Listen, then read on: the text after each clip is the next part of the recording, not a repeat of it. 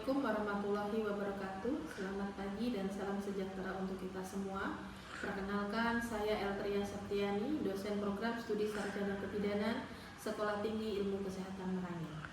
Saya berlatar belakang pendidikan Diploma 4 Bidan Pendidik dan Strata 2 Ilmu Kebidanan.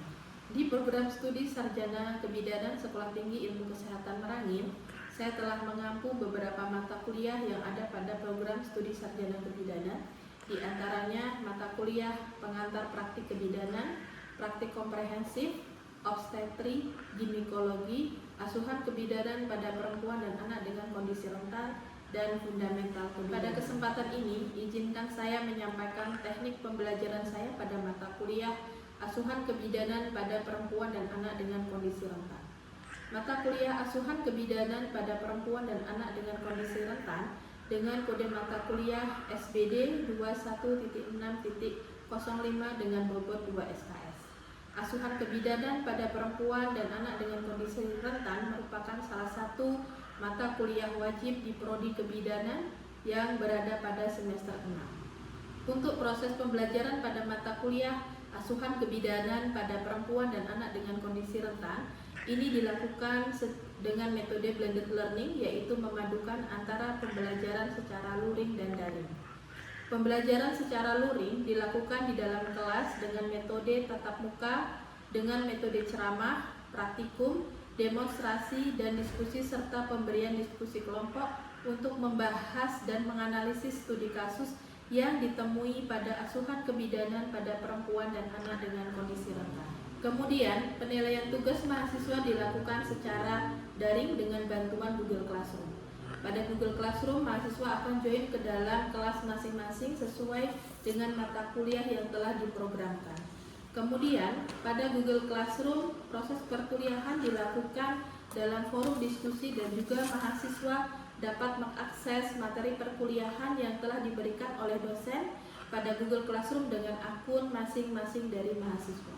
Untuk pengumpulan tugas, mahasiswa dapat mengumpulkan pada akun Google Classroom sesuai dengan kelas atau mata kuliah yang telah diikuti. Kemudian dosen akan memeriksa tugas dan memberikan penilaian melalui Google Classroom pada mahasiswa yang ada pada mata kuliah tersebut.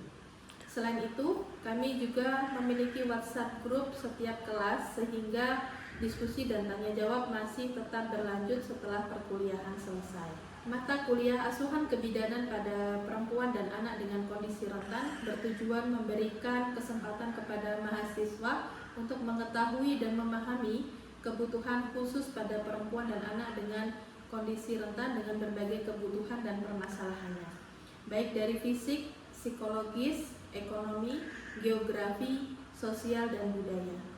Melakukan analisis setiap masalah ataupun kasus-kasus perempuan dan anak di berbagai aspek dan jurnal-jurnal yang evidence-based. Adapun capaian pembelajaran lulusan ataupun CPL pada mata kuliah asuhan kebidanan pada perempuan dan anak dengan kondisi rentan yang telah ditetapkan oleh program studi ialah 1. Menjunjung tinggi nilai kemanusiaan dalam menjalankan tugas berdasarkan agama, moral, dan etika.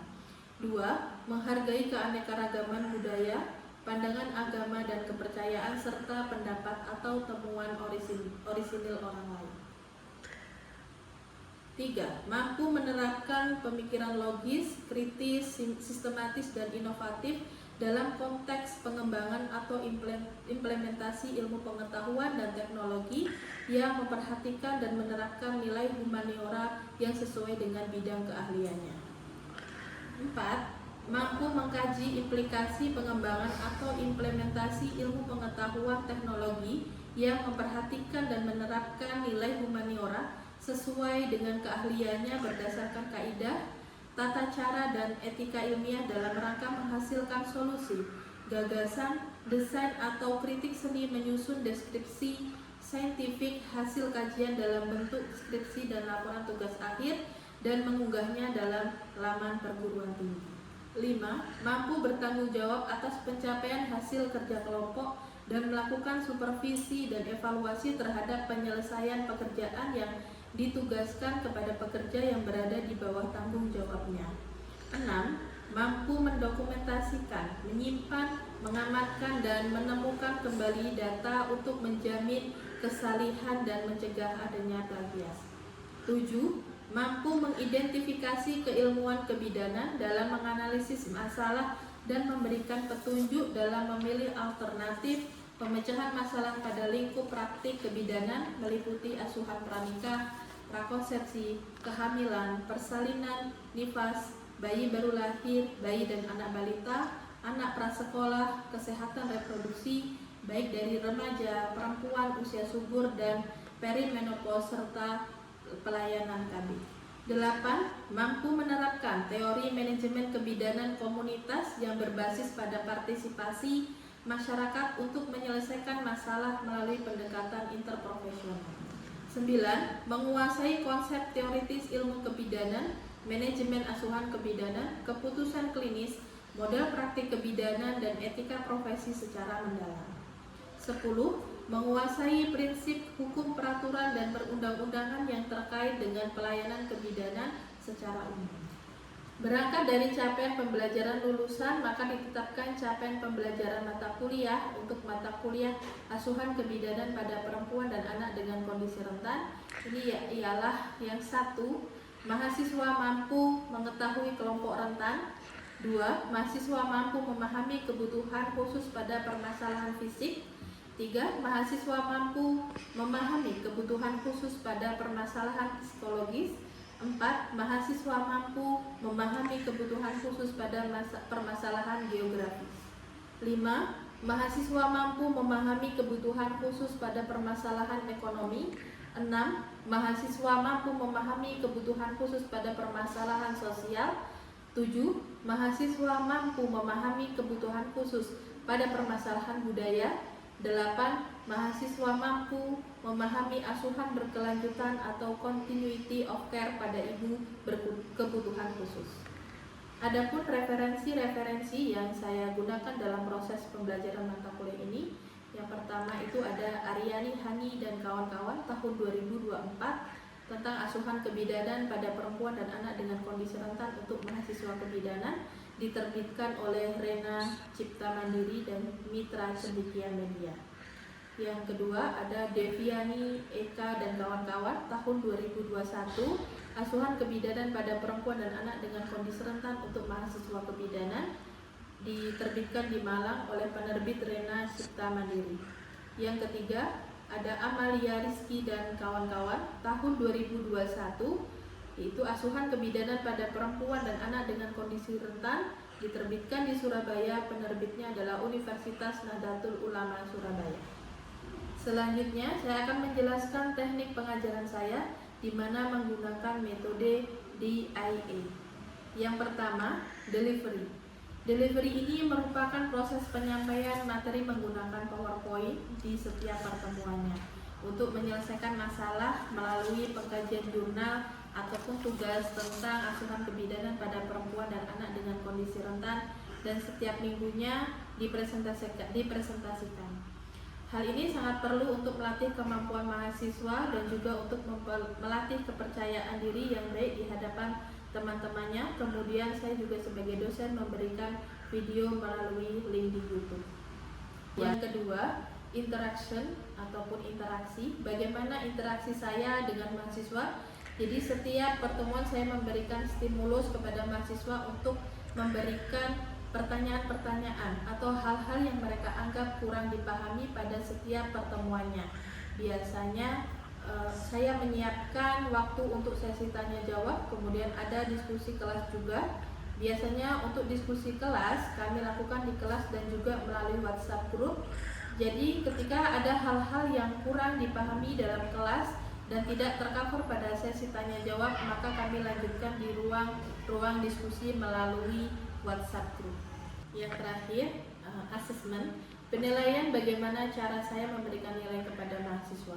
Pada pertemuan pertama, saya sudah memberikan kontrak perkuliahan di mana ada rambu-rambu yang harus dipatuhi oleh mahasiswa untuk mencapai capaian pembelajaran yang telah ditentukan, sehingga dengan adanya kontrak ini mahasiswa bisa fokus dan mereka tahu apa saja yang harus mereka siapkan. Kemudian berkaitan dengan aspek evaluasi, ataupun penilaian. Adapun hal pokok yang menjadi poin penting dalam sistem penilaian kami, yang pertama kehadiran dan partisipasi mahasiswa dalam perkuliahan baik secara daring maupun luring diberi bobot 10%, latihan di kelas serta penugasan diberi bobot 15%, praktikum 20%, ujian tengah semester diberikan bobot sebesar 20%, serta ujian akhir semester diberikan bobot 35%.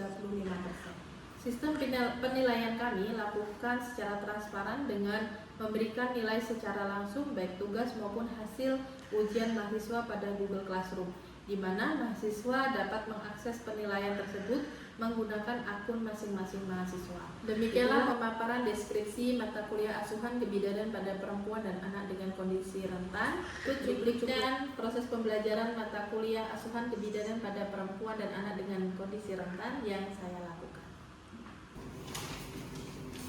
Assalamualaikum warahmatullahi wabarakatuh. Waalaikumsalam warahmatullahi wabarakatuh. Selamat pagi. Pagi, Bu. Yo, selamat pagi. Pagi, Bu. Gimana kabarnya? Alhamdulillah baik, Bu. Baik, adik-adik semua. Kira-kira di sini ada yang nggak datang, Pak? Datang semua?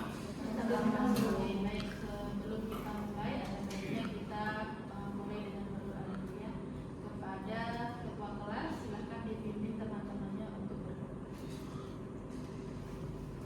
Berdoa dimulai.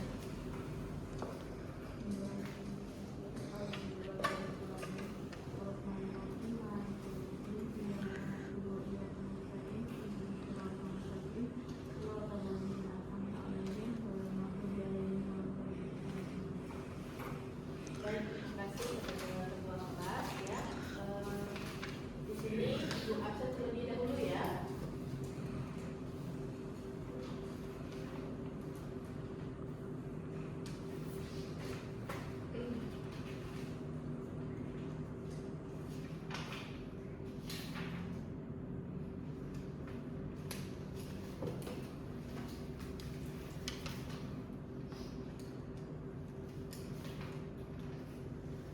Aminatul Karimah, Anissa Mayadira, Asifa Febria Metril, Charsa Kezia. Baik, hari ini kita hadir semua ya. Baik, karena kita sudah absen ya, kita mulai saja materi pada hari ini. Di sini pada hari ini kita akan membahas tentang kebutuhan khusus pada permasalahan psikologis ya. Yang pada minggu kemarin kita sudah membahas ya, di mana kebutuhan khusus pada permasalahan psikologis, yaitu topiknya adalah pemerkosaan, LGBT dan trauma kehamilan sebelumnya. Jadi kira-kira ada yang bisa menjelaskan nggak apa itu yang disebut dengan pemerkosaan sebelum kita mulai? Ya, apanya? Pemerkosaan itu adalah tindakan seksual yang dilakukan tanpa persetujuan dari salah satu pihak dan merupakan bentuk kekerasan seksual. Kehamilan akibat pemerkosaan terjadi ketika pemerkosaan mengakibatkan kehamilan pada korban. Oke, baik. Terus apa dampak dari pemerkosaan itu? Ya. Yang pertama yaitu trauma dan PTSD atau post traumatic stress disorder. Korban mungkin mengalami mimpi buruk, kilas balik dan kecemasan yang parah. Yang kedua yaitu depresi. Depresi yaitu tingkat depresi yang tinggi sering terjadi pada korban pemerkosaan dan kehamilan dapat memperparah kondisi ini. Yang ketiga yaitu stigma dan rasa malu. Korban mungkin merasa malu atau takut akan stigma sosial. Bagus ya. Jadi pemerkosaan kenapa sih harus masuk di permasalahan psikologis ya pada perempuan? Karena memang setelah terjadinya pemerkosaan, seseorang itu akan menjadi traumatis ya, dan itu akan tertanam di dalam dirinya, dan itu bisa mengganggu psikologis ya dialami oleh pasien itu ataupun oleh si korban dari pemerkosaan. Baik, pada hari ini kita akan membahas ya tentang kebutuhan keluhan khusus pada permasalahan psikologis ini tentang riwayat kehilangan dan kematian atau yang sering disebut dengan grief and bereavement, kemudian kehamilan yang tidak diinginkan ataupun unwanted pregnancy dan gagal kandung. Nah, tujuan dari pembelajaran ini setelah dilakukan pembelajaran ini, mahasiswa diharapkan mampu menjelaskan tentang riwayat kehilangan dan kematian. Kemudian mahasiswa mampu menjelaskan tentang kehamilan yang tidak diinginkan dan mahasiswa mampu menjelaskan tentang gagal kandung. Nah, sebelum kita mulai materi, Ibu akan memperlihatkan video, sebuah video yang bisa kita ambil nanti hikmah dan maknanya sama-sama. Ya. At some point in our lives, we will be faced with the realization of our own mortality. As air begins degrading and our bones turn frail, we begin to understand that life, as precious as it is, must inevitably come to an end.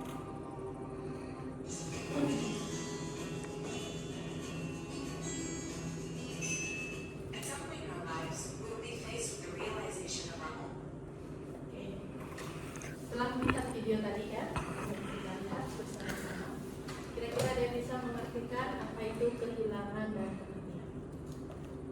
Nah, tadi kan kita sudah menyaksikan videonya. Sekarang ada yang bisa nggak mengartikan apa itu tentang kehilangan dan kematian sesuai dari yang sudah kita lihat? Ada yang bisa menjawab? Oke, Anissa. Kehilangan itu adalah seperti kehilangan orang yang berharga di dalam hidup kita, seperti orang terdekat, seperti orang terdekat kayak teman. Apa lagi? Mungkin sudah tidak ini. Oke, terima kasih. Ya, jadi kehilangan itu adalah suatu proses di mana kita kehilangan itu sesuatu yang berharga di hidup kita, ya. Bisa teman, bisa berupa benda, gitu kan. Berupa seseorang yang kita sayang, berupa hewan kesayangan, itu juga merupakan suatu kehilangan. Nah, itu adalah di dalam diri kita dan kita merasakan kepergiannya itu adalah sesuatu yang membuat pikiran kita terganggu. Itu menurut Brian dan Kennedy N. Ballard tahun 2014. Nah, contoh dari kehilangan tadi seperti yang Anissa sebutkan tadi, bahwasanya kehilangan itu adalah contohnya kehilangan salah satu anggota tubuh, misalnya kalau pada anak yang berkebutuhan khusus itu misalnya dia kehilangan kakinya yang tidak bisa berfungsi untuk berjalan normal, gitu kan.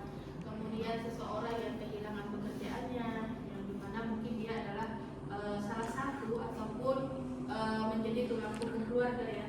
Ketika dia kehilangan pekerjaan itu otomatis akan mengganggu seluruh pikiran ataupun psikologisnya. Kemudian penyebab keseringnya yaitu adalah penyakit dan biasanya itu terjadi di hospitalisasi ataupun di rumah sakit. Sangat berpengaruh terhadap diri kita. Apa ya? Contohnya? Ada yang bisa ngasih contoh? Misalnya kehilangan yang berharga di dalam diri kita. Misalnya karena kecelakaan, hilang dari diri kita, ya, kemudian hilang kaki kita, gitu kan. Itu juga merupakan salah satu contoh dari kehilangan seperti yang disebutkan. Kemudian kehilangan aspek diri. Kehilangan jati diri ini karena apa biasanya? Karena pengaruh pergaulan bebas. Kemudian bully ngaruh nggak? Ngaruh. Oke, jadi kehilangan aspek diri ini yang menjadi berperan penting sekali nih, ya, yang lagi booming, yang lagi viral, gitu kan. Banyak anak-anak yang suka membuli temannya. Kemudian adanya kehilangan kehidupan. Kehilangan kehidupan ini adalah mungkin ketika kita kehilangan salah satu dari orang tua kita, kehidupan kita akan menjadi berbeda, ya. Yang dulunya mungkin ceria, tapi dia akan sekarangnya menjadi sifat yang berbeda. pemulung, ya kan? Dia akan menarik diri dari sosial. Karena kehilangan yang sebenarnya, ya, di sini adalah rasa kehilangan yang sebenarnya bisa diketahui oleh orang lain. Jadi kehilangan sebenarnya itu selain dari diri kita, orang lain juga bisa menyaksikan ataupun melihat bahwa kita itu sedang kehilangan sesuatu yang berharga di dalam diri kita. Kemudian biasanya hal ini muncul sebagai respon antisipasi terhadap situasi seperti Taras tadi, ya, dia kehilangan motor, otomatis orang lain juga mengetahui kalau Taras ini adalah kehilangan motor, sehingga situasi ini memberikan situasi yang antisipasi, ya, sehingga orang lain akan lebih berhati-hati dalam memarkirkan motor, gitu kan. Nah, kemudian contohnya itu adalah istri dengan suami yang meninggal, kan? Berarti orang lain mengetahui kalau suaminya meninggal, gitu kan. Dan situasi ini memberikan respon yang baik, ya, karena apa, orang banyak yang ada keluarga yang berduka. Kemudian kehilangan yang berbentuk perasaan, di mana ini diartikan sebagai perasaan kehilangan yang dapat dirasakan seseorang tapi tidak dapat dibuktikan secara langsung. Contohnya, kehilangan apa? Kehilangan pacar kah? Kehilangan pena kah? Kehilangan apa lagi? Kehilangan lagi tidak bisa secara langsung dirasakan. Kehilangan mantan, udah lah, mantan dibuang aja, nggak usah diingat-ingat lagi kalau mantan itu. Ya, dimana contohnya itu adalah seseorang wanita yang meninggal pekerjaannya untuk merawat anak-anaknya gitu. Itu adalah suatu pengorbanan yang luar biasa. Dan itu suatu pilihan yang berat, ya. Jadi kalau seorang ibu bisa memutuskan untuk berhenti bekerja, ya, untuk merawat anaknya, itu berarti suatu keputusan final yang sangat luar biasa ini. Oke, kemudian, nah di sini, ya, kita lihat di mana fase kehilangan, ya, menurut Kubler dan Ross, ya, dalam video tadi juga sudah dijelaskan fase kehilangan itu ada denial, yang mengingkari, kemudian adanya anger ataupun marah, ataupun bargaining, ya, ataupun tawar menawar, depresi, dan acceptance ataupun menerima. Oke, kita lihat di mana denial, ya. Denial ini bukan cuma perkara orang tua yang pengasuhan terhadap anak yang buruk, tetapi juga denial ini bisa terjadi pada seseorang yang dalam fase kehilangan. Nah, ini asuhan yang dapat diberikan pada pasien dengan riwayat kehilangan dan berduka. Ini adalah poin penting yang harus kita ambil, ya, di mana fokus kita adalah seorang bidan, itu adalah memberikan asuhan, ya, di mana untuk yang pertama, ya, kita melakukan pengkajian. Di sini ada faktor genetik, kemudian adanya kesehatan fisik, kemudian kesehatan mental, pengalaman kehilangan di masa lalu, kemudian kita gali struktur kepribadiannya, kemudian adanya stresor perasaan kehilangan. Ini harus kita kaji terlebih dahulu. Bagaimana untuk faktor genetiknya, kita lihat apakah ada riwayat dari keluarga sebelumnya yang pernah mengalami trauma ataupun depresi. Kemudian untuk perencanaan tindakan, ya, secara umum yang pertama adalah membina dan meningkatkan hubungan saling percaya dengan cara mendengarkan pasien berbicara, memberi dorongan agar pasien mau mengungkapkan perasaannya, menjawab pertanyaan pasien secara langsung, menunjukkan sikap menerima dan empati, memberi dukungan terhadap respon kehilangan pasien, meningkatkan rasa kesabaran kebersamaan antara keluarga, dan menentukan tahap keberadaan pasien. Ya, akhirnya ada pertanyaan enggak? Tadi kan yang pekerjaan kan ada yang faktor genetik, Bu. Terus contohnya gimana dan apa aja? Oke, nah dari faktor genetik itu kan dilihat dari keturunan, ya, ataupun riwayat keluarganya, gitu, ya. Jadi ketika kita melakukan pengkajian data pada saat kita menanyakan apakah ada riwayat keluarga yang pernah mengalami depresi. Jadi tadi sudah dijelaskan di awal bahwasanya riwayat keluarga ataupun dari faktor genetik itu juga mempengaruhi seseorang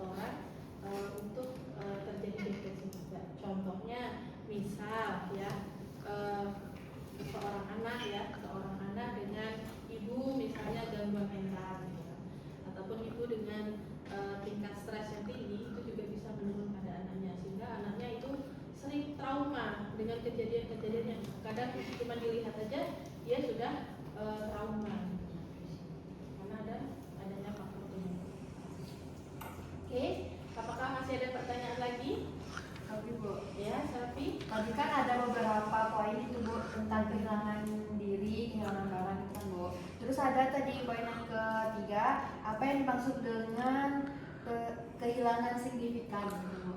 Kehilangan Signifikan itu apa sih Bu? Kehilangan yang signifikan tadi kan sama-sama sudah kita ketahui ya, dimana sudah dijelaskan bahwasannya kehilangan yang signifikan itu adalah kehilangan yang sangat mendalam di dalam diri kita.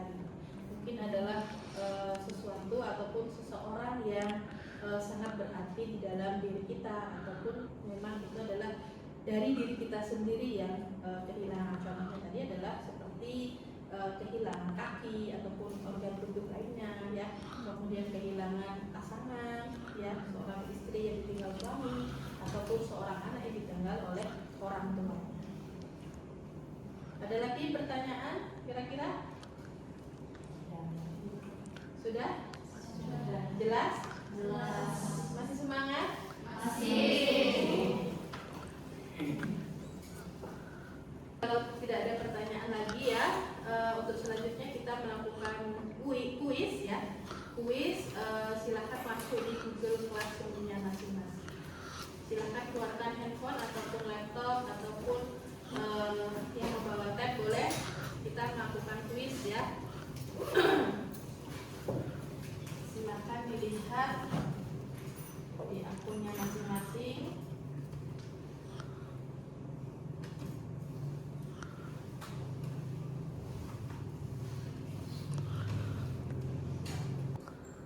Sudah semua dijawab? Sudah selesai. Baik, nanti kita akan melakukan ini ya. Kalau ada nanti pertanyaan seputar materi kita hari ini, boleh nanti ditanyakan melalui grup WhatsApp kita ya. Nanti ada yang kurang jelas atau ada pertanyaan-pertanyaan yang mengganjal ya. Untuk minggu depan ya, silakan kalian pelajari tentang kebutuhan khusus pada permasalahan ekonomi ya, yaitu ada kemiskinan dan anak banyak ya. Untuk minggu depan kita belajar tentang kebutuhan khusus pada perempuan dengan permasalahan ekonomi ya, tentang kemiskinan dan banyak. Oke, terima kasih untuk hari ini ya, sudah meluangkan waktu